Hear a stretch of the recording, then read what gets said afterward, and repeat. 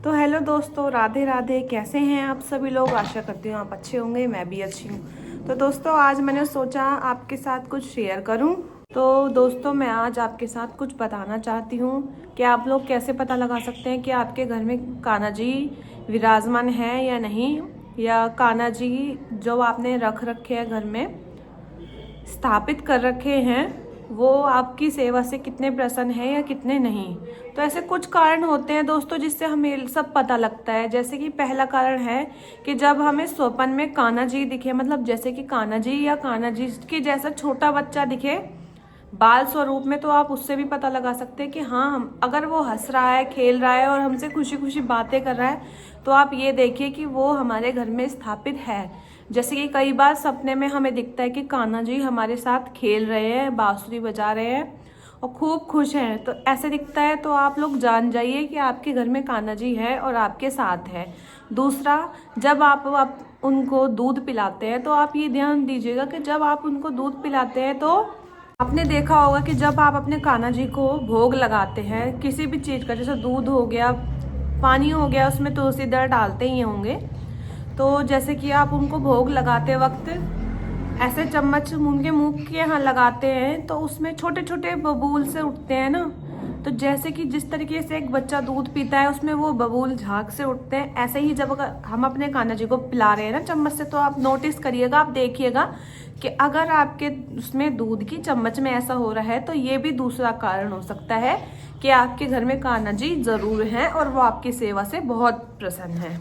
तीसरा कारण हम ये देख सकते हैं दोस्तों, जैसे कि हम अपने लड्डू गोपाल जी को स्नान वगैरह कराते हैं।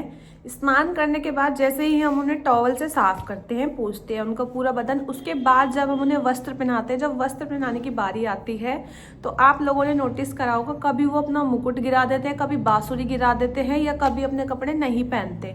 तो ये भी मेन एक कारण होता है कि वो आपको परेशान करेंगे, आपके साथ खेलेंगे कि नहीं, आपने जिस भी रूप में उन्हें रखा है, आपको वो उसी नाम से पुकार कर, मतलब एक तरीके से वो ये बताते, मतलब परेशान करते हैं, खेलते हो हमारे साथ कि मुझे ये नहीं पहनना, मुझे वो नहीं पहनना, या मुझे ये नहीं लगाना। तो ये भी एक बहुत बड़ा कारण है लड्डू गोपाल जी के घर में होने का। तो इससे भी आप लोग समझ सकते हैं कि हाँ, हमारे साथ कान्हा जी रहते हैं। तो ठाकुर जी जो है वो बहुत सारे कारणों का एक संकेत देते हैं जो कि हम समझ नहीं पाते, लेकिन हमें एक धीरे धीरे समझ आने लगता है। तो दोस्तों, चौथा कारण होता है जिससे कि आप पता लगा सकते हैं कि लड्डू गोपाल जी है आपके घर में या नहीं। चौथा कारण होता है कि आपको जैसे कि पता ही है हमारे लड्डू गोपाल जी कितने नटखट है, कितने छलिया है, कितने रचाने वाले हैं। तो वो हमारे साथ तो जरूरी करेंगे ये सब चीज़ें, जैसे कि वो है ही शुरू से ऐसे। तो वो हमारे साथ क्या करते हैं, जैसे कि हम अपने लड्डू गोपाल जी की पूजा कर रहे हैं, पूजा करते टाइम जो हम उन पे फूल वगैरह चढ़ाते हैं ना, तो जैसे कि हम उन पे चढ़ा रहे हैं, तो वो जान के गिराएंगे गिराएंगे या वो हमसे गिर जाएगा, ऐसा होता है। तो उससे भी हम पता लगा सकते हैं कि हाँ, कान्हा जी हमारे साथ खेल रहे हैं और हमारे साथ खूब खुश हैं। तो कान्हा जी का ये भी एक बहुत बड़ा पॉइंट है होना। और एक पांचवा कारण मैं आपको ये बताना चाहती हूँ जो मैंने खुद अनुभव करा है कि कान्हा जी, जैसे कि कान्हा जी को झूला झूलना बहुत पसंद है, जैसे तो वो आपके मन में खुद ब खुद ऐसा भाव लाएंगे कि या आप ही उनके लिए बांसुरी बजाओगे और आप ही कान्हा जी को झूला झुलाओगे। ये आप खुद करोगे, जैसे कि आपका मन कर गया कि हाँ, मुझे कान्हा जी को झूला झुलाना है, तो वो आपसे ही कान्हा जी करवा रहे हैं, आपका मन नहीं कर रहा, वो आपसे ही करवा रहे हैं, तो आपको ही उनको झूला झुलाना होगा। तो ये भी ऐसे भी बहुत सारे भगवान हमसे ही काम करवाते हैं ये सब चीजें, और होता है उनका मन। तो ये भी बहुत बड़ा कारण है कान्हा जी का। और जैसे कि ये तो झूला झुलाने की बात हो गई, जैसे कि जो उनका मन होता है खाने का, या तो जैसे मैंने आपको पहले बताया था व्लॉग में कि वो आपको सपने में आके बताएंगे, नहीं तो आपसे ही खुद ब खुद वो काम करवाएंगे।